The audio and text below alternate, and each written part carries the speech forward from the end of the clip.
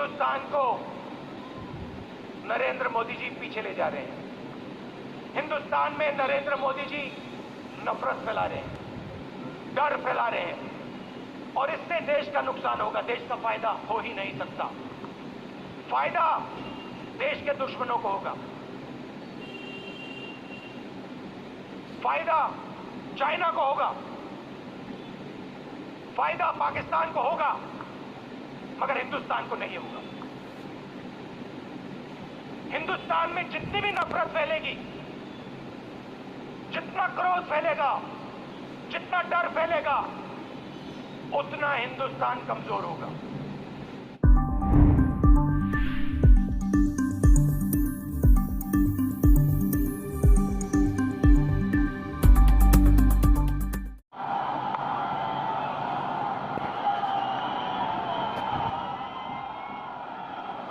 मल्लिकार्जुन खड़गे जी, के.सी. वेणुगोपाल जी, अशोक गहलोत जी, भूपेश बघेल जी,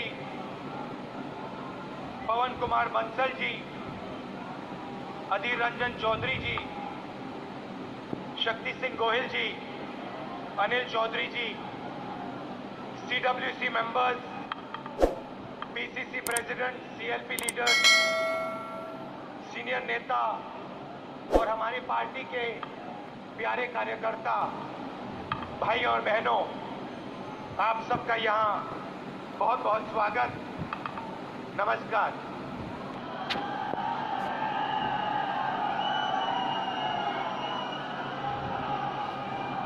देश की हालत आपको दिख रही है। देश में क्या हो रहा है, और जब से बीजेपी की सरकार आई है, तब से देश में नफरत और क्रोध बढ़ता जा रहा है। सही है? आपको लग रहा है कि नफरत और क्रोध देश में बढ़ता ही जा रहा है। सही है ना?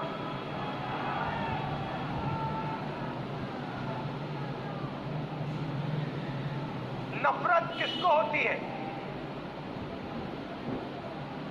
भाइयों और बहनों, नफरत डर का एक रूप है। जिसको डर होता है, उसी के दिल में नफरत पैदा होती है। जो डरता नहीं है, जिसको डर नहीं होता है, उसके दिल में नफरत पैदा नहीं होती है। तो भाइयों और बहनों, जब हम कहते हैं हिंदुस्तान में नफरत बढ़ रही है, उसी बात को दूसरे तरीके से कहना कि हिंदुस्तान में डर बढ़ता जा रहा है। किस चीज का डर? भविष्य का डर, महंगाई का डर, बेरोजगारी का डर, ये बढ़ता जा रहा है। और इसके कारण हिंदुस्तान में नफरत बढ़ती जा रही है। और नफरत से क्या होता है? नफरत से लोग बढ़ते हैं, देश बढ़ता है और देश कमजोर होता है। बीजेपी और आरएसएस के नेता देश को बांटते हैं और जानबूझकर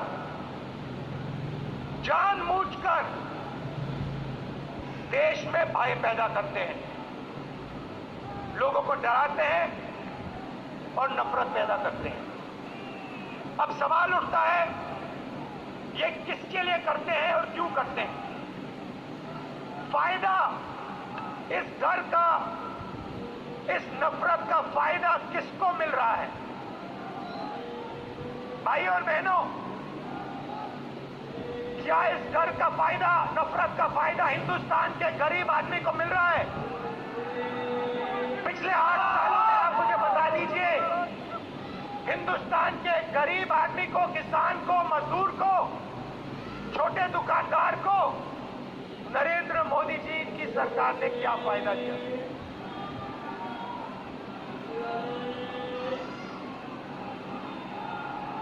पूरा का पूरा फायदा डर और नफरत का फायदा हिंदुस्तान के 2 उद्योगपति उठा रहे हैं। आप बाकी उद्योगपतियों से भी पूछ लो, वो भी आपको बताएंगे कि पिछले 8 साल में हमारा कोई फायदा नहीं हुआ, सिर्फ 2 व्यक्तियों का फायदा हुआ है। और देखने को मिल रहा है, चाहे एयरपोर्ट हो, चाहे पोर्ट हो, सड़कें हो, सब कुछ, सेलफोन, तेल, सब कुछ इन्हीं 2 व्यक्तियों के हाथ में जा रहा है। मीडिया देश को डराती है, नफरत पैदा होता है, और फिर पूरा का पूरा फायदा बीजेपी 2 लोगों को दे रही है। आप देखिए, नरेंद्र मोदी जी ने नोटबंदी की। नोटबंदी से गरीबों का फायदा हुआ, गरीबों की जेब से पैसा निकाला, गरीबों को कहा काले धन के खिलाफ लड़ाई है, और फिर कुछ ही महीनों बाद आपने देखा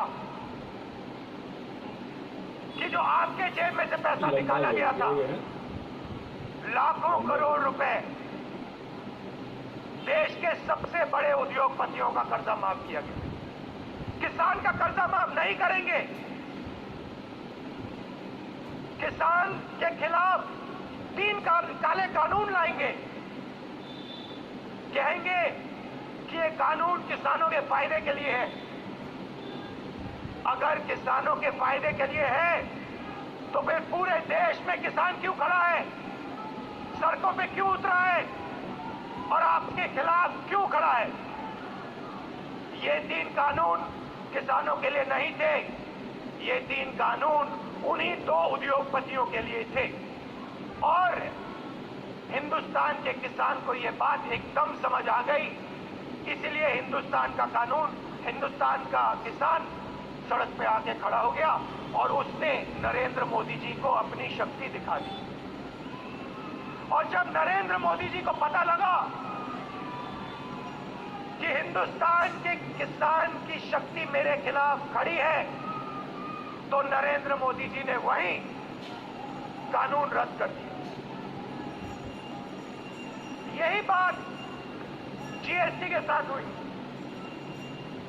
कांग्रेस पार्टी एक दूसरी जीएसटी लाना चाहती थी, बीजेपी ने जीएसटी को बदला, 5 अलग अलग टैक्स और जबरदस्त चोट। जो छोटे दुकानदार हैं, स्मॉल और मीडियम साइज बिजनेस वाले हैं, मजदूर हैं, किसान हैं, उन पर चोट मारी। और आज हालत क्या है? और यहां स्टेज से बोलना मुझे अच्छा नहीं लग रहा है, मगर आज हिंदुस्तान की हालत यह है कि अगर देश चाहता भी है तो देश अपने युवाओं को रोजगार नहीं दे पाएगा। क्यों? भाइयों और बहनों, देश को रोजगार ये 2 उद्योगपति नहीं देते हैं। देश को रोजगार स्मॉल और मीडियम बिजनेस वाले देते हैं, देश को रोजगार किसान देते हैं। और इन लोगों की रीढ़ की हड्डी नरेंद्र मोदी जी ने तोड़ दी है। तो आज जो इस देश को रोजगार दे सकते थे, वो इस देश को रोजगार नहीं दे सकते। और बेरोजगारी, जो आज आपको बेरोजगारी दिख रही है, वो आने वाले समय में और भी बढ़ेगी। एक तरफ आपको बेरोजगारी की चोट लग रही है और दूसरी तरफ महंगाई। मेरे पास आंकड़े हैं, 2014 में एलपीजी का सिलेंडर 410 रुपए का था, आज 1050 रुपए का है। पेट्रोल 70 रुपए लीटर, आज तकरीबन 100 रुपए लीटर। डीजल 55 रुपए लीटर, आज 90 रुपए लीटर। सरसों का तेल 90 रुपए लीटर, आज 200 रुपए लीटर। दूध 35 रुपए लीटर, आज 60 रुपए लीटर। आटा 22 रुपए लीटर, आज 40 रुपए लीटर केजी। तो एक तरफ आपको बेरोजगारी से चोट लग रही है और दूसरी तरफ जबरदस्त महंगाई। भाइयों बहनों, हिंदुस्तान ने ऐसी महंगाई कभी नहीं देखी। नरेंद्र मोदी जी कहते थे 70 साल में क्या किया कांग्रेस पार्टी ने। 70 साल में कांग्रेस पार्टी ने इतनी महंगाई हिंदुस्तान को नहीं दिखाई।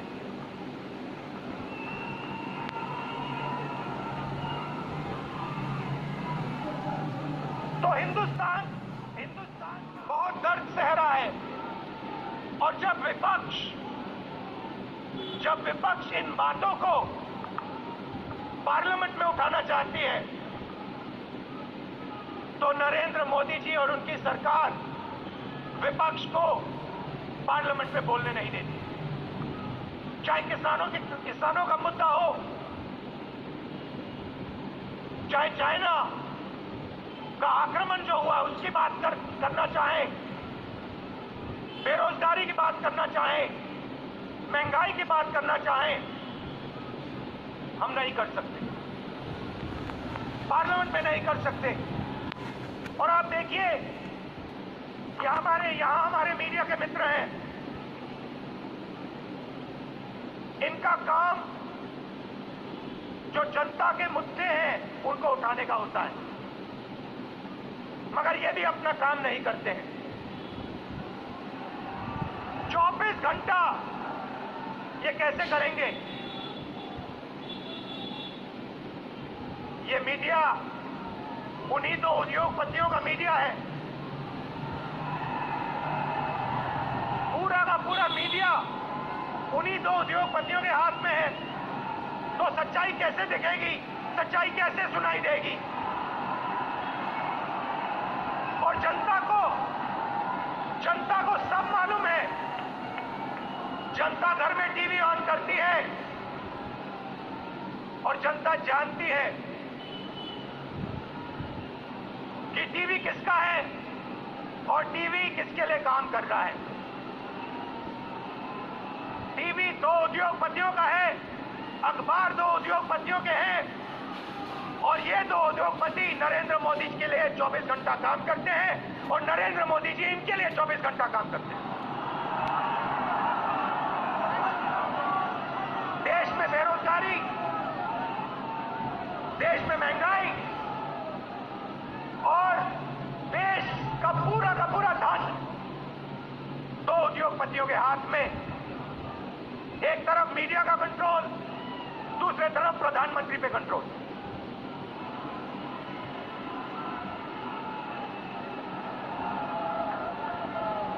अभी किसी ने कहा नरेंद्र मोदी जी प्रधानमंत्री हैं, मगर मैं आपको एक गारंटी दे सकता हूं, नरेंद्र मोदी जी प्रधानमंत्री हैं, मगर उन दो उद्योगपतियों के समर्थन के बिना नरेंद्र मोदी प्रधानमंत्री नहीं हो सकते। मीडिया के समर्थन के बिना नरेंद्र मोदी प्रधानमंत्री नहीं हो सकते। और जो हिंदुस्तान के इंस्टीट्यूशंस हैं, चाहे मीडिया हो, प्रेस हो, चाहे हमारी जुडिशरी हो, चाहे हमारा इलेक्शन कमीशन हो, उन सब पर दबाव है, उन सब पर सरकार आक्रमण कर रही है। तो यात्रा की क्या जरूरत है? यात्रा की यह जरूरत है कि विपक्ष के सामने और कोई रास्ता ही नहीं है, हमें सीधा जनता के बीच में जाना पड़ेगा। मीडिया हमारा नहीं, सांसद में हम बोल नहीं सकते तो अब कांग्रेस पार्टी और बाकी विपक्ष के पास सिर्फ एक रास्ता है, जनता के बीच में जाकर उनको देश की सच्चाई के खिलाफ काम करना चाहता है। चाहे कोई भी हो, विपक्ष की पार्टी हो, एक्टिविस्ट हो, एनजीओ का कोई व्यक्ति हो, उस पर ये सब के सब लगा दिए जाते हैं। 55 घंटे मुझे ईडी में वहां पे बैठाया। मगर मैं एक बात समझाना चाहता हूं नरेंद्र मोदी जी को, मैं आपकी ईडी से नहीं डरता हूं, मुझे कोई फर्क नहीं पड़ता। आप 55 घंटे करो, 100 घंटे करो, 200 घंटे करो, 500 घंटे करो, 5 साल करो, कोई फर्क नहीं पड़ता मुझे। ये हमारा जो संविधान है, जो इस देश की आत्मा है, आज इसकी रक्षा करना, आज इसको बचाने का काम हर हिंदुस्तानी नागरिक को करना पड़ेगा। क्योंकि अगर हमने ये नहीं किया, अगर हम आज नहीं खड़े हुए, तो फिर ये देश नहीं बचेगा। क्योंकि ये देश संविधान है, ये देश इस देश की जनता की आवाज है, ये देश इस देश की जनता का भविष्य है। ये देश दो उद्योगपतियों का नहीं है, ये देश हिंदुस्तान के गरीब लोगों का है। और आज दो हिंदुस्तान बन गए हैं, एक मजदूरों का, गरीबों का, किसानों का, बेरोजगार युवाओं का। उस देश में कोई सपना नहीं देखा जा सकता। उस देश में अगर आप रोजगार चाहते हो नहीं मिल सकता, अगर आप अपने बच्चों को कॉलेज यूनिवर्सिटी में भेजना चाहते हो आप नहीं कर सकते हो। उस देश में आपको अपना खून पसीना देना पड़ेगा। हमने गरीबी से निकाला, जितने लोगों को हमने 27 करोड़ लोगों को गरीबी से निकाला 10 साल में, 27 करोड़ लोग।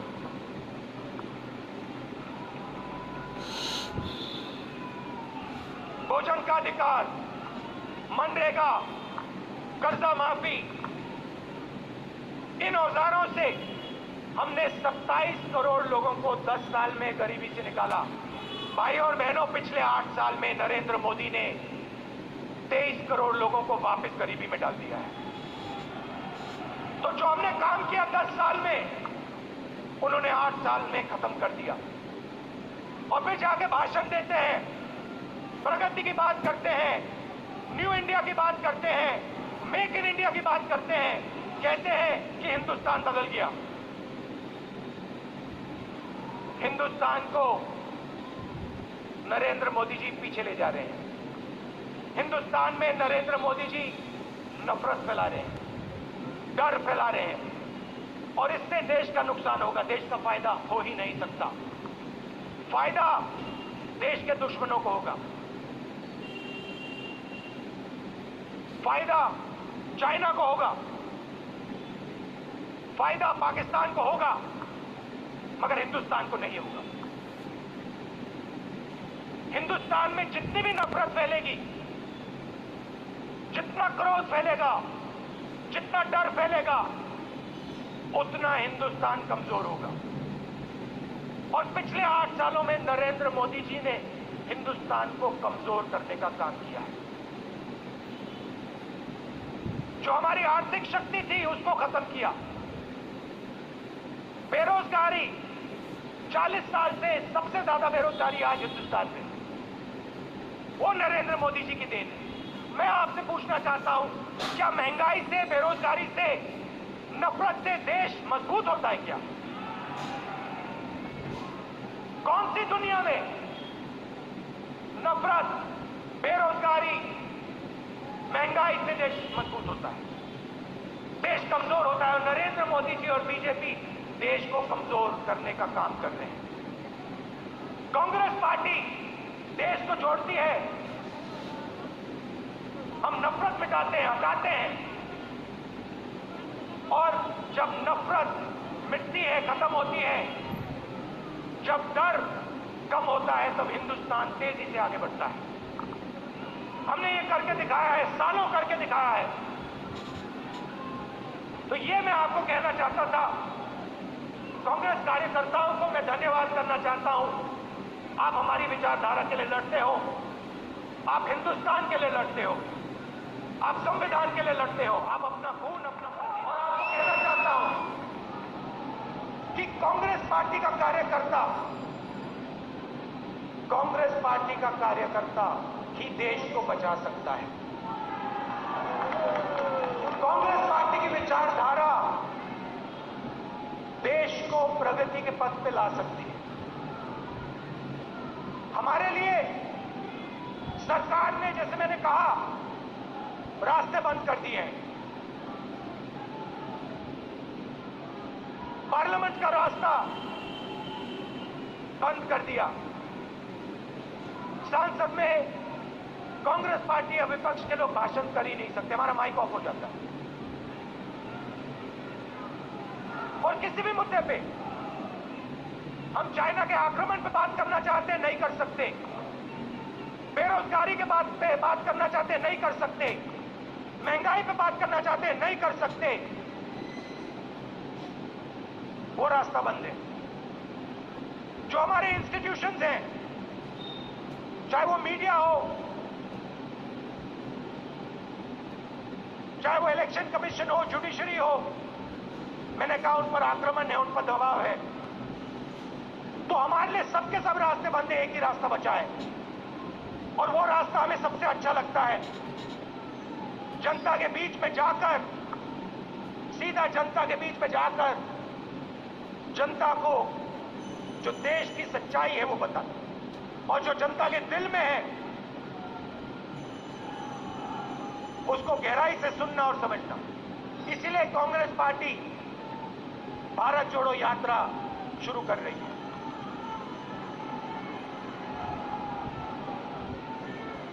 आप सब दूर दूर से आए, इसके लिए मैं आपको दिल से धन्यवाद करना चाहता हूं।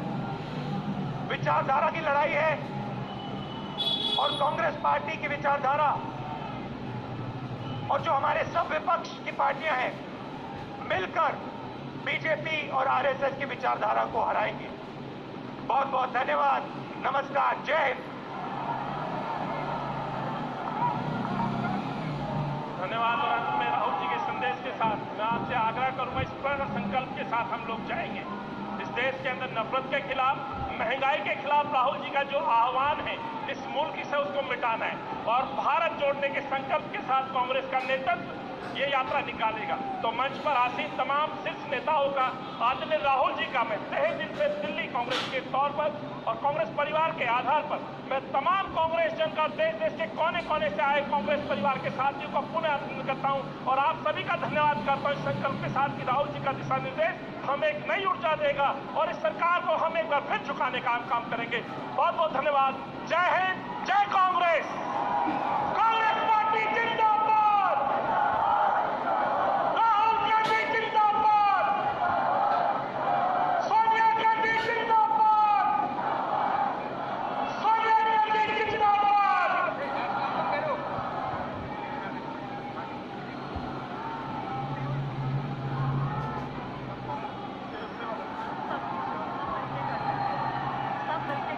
सभी साथियों से विनती है कि आप सब यहां से जाते वक्त किसी को भी दिक्कत ना हो उसका ख्याल रखें। आप सब बड़ी देर तक इस धूप में यहां पर रहें। आप सभी का दिल से धन्यवाद। बहुत बहुत